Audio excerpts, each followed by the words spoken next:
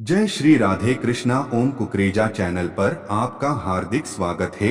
हरि अनंत हरि कथा अनंता में आज सुनिए माता सीता की जन्म कथा। रामायण में माता सीता को जानकी कहकर भी संबोधित किया गया है। देवी सीता मिथिला के राजा जनक की पुत्री थीं, इसलिए उन्हें जानकी भी कहा जाता है। सीता मिथिला सीतामढ़ी बिहार में जन्मी थी। यह स्थान आगे चलकर सीतामढ़ी से विख्यात हुआ। देवी सीता मिथिला के नरेश राजा जनक की ज्येष्ठ पुत्री थीं। माता सीता को लक्ष्मी का अवतार माना जाता है, जिनका विवाह अयोध्या के राजा दशरथ के पुत्र और स्वयं भगवान विष्णु के अवतार भगवान श्री राम से हुआ था। वाल्मीकि रामायण के अनुसार मिथिला में एक बार अकाल पड़ा था। तब राजा जनक को सलाह दिया गया कि वे वैदिक अनुष्ठान करके खेतों में स्वयं हल चलाएंगे तो वर्षा होगी और अकाल खत्म हो जाएगा।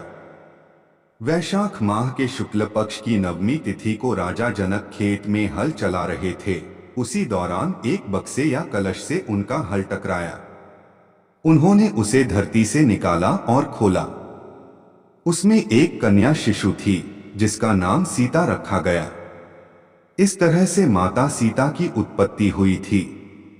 सीता का जन्म माता के गर्भ से नहीं हुआ था, वे धरती से प्राप्त हुई थीं, इसलिए उनको धरती की पुत्री भी कहते हैं। सीता जी के जन्म के विषय में एक कथा प्रचलित है, जिसके आधार पर स्पष्ट रूप से कहा जा सकता है कि वह कौन थी और क्यों रावण की मृत्यु का कारण बनी। ब्रह्मवैवर्त पुराण की कथा के अनुसार देवी सीता रावण और मंदोदरी की पुत्री थी। सीता जी वेदवती नाम की एक स्त्री का पुनर्जन्म थी। वेदवती विष्णु जी की भक्त थी और वह उन्हें पति के रूप में पाना चाहती थी।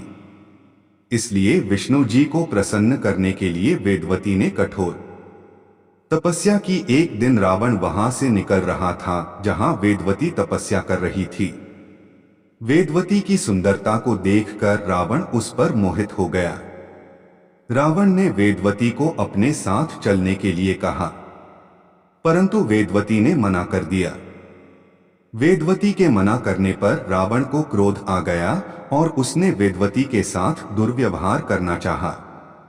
रावण के स्पर्श करते ही वेदवती ने खुद को भस्म कर लिया और रावण को श्राप दिया कि वह रावण की पुत्री के रूप में जन्म लेगी और उसकी मृत्यु का कारण बनेगी।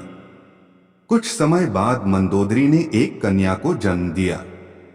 श्राप से भयभीत रावण ने उस कन्या को जन्म लेते ही सागर में फेंक दिया। सागर की देवी वरुणी ने उस कन्या को धरती की देवी पृथ्वी को सौंप दिया और पृथ्वी ने उस कन्या को राजा जनक और माता सुनैना को सौंप दिया। देवी सीता का विवाह श्री राम के साथ हुआ और रावण द्वारा देवी सीता के अपहरण करने के कारण श्री राम ने रावण का वध कर दिया। माता सीता के जन्म की एक और कथा प्रचलित है। रामायण के अनुसार रावण ने कहा था कि यदि उसके हृदय में अपनी पुत्री से विवाह की इच्छा उत्पन्न हो तो उसकी पुत्री ही उसकी मृत्यु का कारण बने। इसी बात को डोट सही साबित करने के लिए एक बार गृत्समद नाम के ऋषि देवी लक्ष्मी को पुत्री रूप में पाने के लिए हर दिन मंत्रोच्चार के साथ कुश के अग्रभाग से एक कलश में दूध की बूंदें डालते थे। एक दिन जब ऋषि आश्रम में मौजूद नहीं थे, तब रावण वहां आया और वहां मौजूद ऋषियों को मारकर उनका रक्त कलश में भर लिया। इस कलश को रावण ने अपने महल में छिपा दिया। उस समय रावण की पत्नी मंदोदरी उस कलश को लेकर बहुत उत्सुक थी। एक दिन जब रावण महल में नहीं था, तब मंदोदरी ने उस कलश को खोलकर देखा। मंदोदरी कलश को उठाकर उसमें रखा हुआ रक्त पी गई, जिससे वह गर्भवती हो गई। मंदोदरी का यह भेद किसी को पता न चले, इसलिए वह लंका से बहुत दूर अपनी पुत्री को कलश में छुपाकर मिथिला भूमि में छोड़ आई। इस प्रकार सीता जी का जन्म हुआ और वो रावण की पुत्री होने के साथ उनकी मृत्यु का कारण भी बनी।